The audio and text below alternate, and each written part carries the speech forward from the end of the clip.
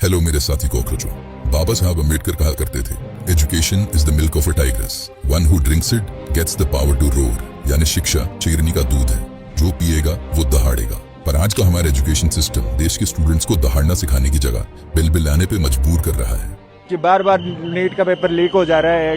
सरकार क्या कर रही है? 24 में वो उसमें भी लीक हो गया, अब 26 में भी आप कह रहे हो दोबारा लीक हो गया पेपर। एक पेपर अच्छे से कंडक्ट नहीं करा, ऐसी सरकार पे अपन भरोसा कैसे कर सकते हैं? सिर्फ पिछले 7 सालों में 70 से ज्यादा पेपर लीक्स ने ऑलमोस्ट 2 करोड़ स्टूडेंट्स की लाइफ और मेंटल हेल्थ पे भारी नेगेटिव इम्पैक्ट छोड़ा है। ये मेरा पड़ा था बेगूसराय, ये पड़ा था मेरा बक्सर में। ठीक है सर, 2 दिन स्टे किए थे, 4000 रुपए लगा था।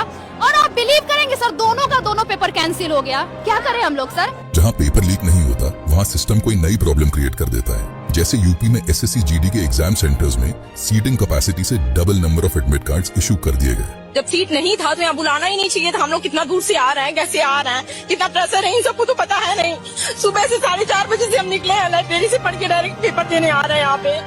पर फिर जहाँ लीक और एग्जाम सेंटर की प्रॉब्लम न हो, उस एग्जाम में क्वेश्चन पेपर ऐसा बना दिया जाता है कि आंसर नॉलेज के मेरिट पे नहीं बल्कि तुक्के मार के देना पड़ता है। यूपीएससी के लिए एक मैं बेटर चीज बता देता हूँ कि एग्जाम देना बंद करो, ये सिक्का लिया करो, बच्चों को एग्जामिनेशन सेंटर के बाहर बुलाओ, जिसका हेड आया उसका पास, जिसका टेल आया उसकी पूंछ काट के घर भेज दो। क्योंकि ये एग्जाम सिर्फ और सिर्फ लक बेस्ड है यार, तुम नॉलेज चेक थोड़ी ना कर रहे हो। अब तो तुम टाइम पास करने लग गए हो। तो ये पेपर लीक तो नहीं है, लेकिन स्टूडेंट्स की जिंदगी बर्बाद इससे भी होगी, बस तरीका अलग है। स्टूडेंट्स की जिंदगी बर्बाद करने के इनोवेटिव तरीकों में अब हमारा सिस्टम टेक्नोलॉजी का भी बढ़िया इस्तेमाल कर रहा है।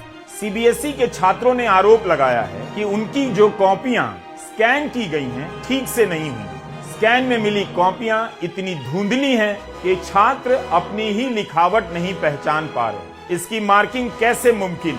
सीबीएसई से मेरे को भी ये कॉपी मिली है, मेरी हाथ में मेरी हैंड राइटिंग है और ऊपर मार्क्स 33 मिले हैं मेरे को बस, जबकि मैंने पूरा पेपर करा था। और अभी जब मैं पेपर चेक करने लगा तो देखा कि इसमें तो मेरी हैंड राइटिंग है ही नहीं।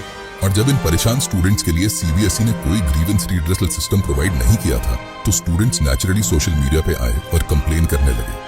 और फिर वही हुआ जो हमेशा होता है। मतलब सीबीएसई की कॉपी चेकिंग पर सवाल उठ जाए, नीट यूजी का पेपर लीक हो जाए, छात्रों का करियर बर्बाद हो जाए, वे तनाव में रहें, अधिकारी शिक्षा मंत्री का कुछ ना बिगड़े। लेकिन जो इन पर सवाल उठाएगा उसे पाकिस्तानी बता दिया जाएगा।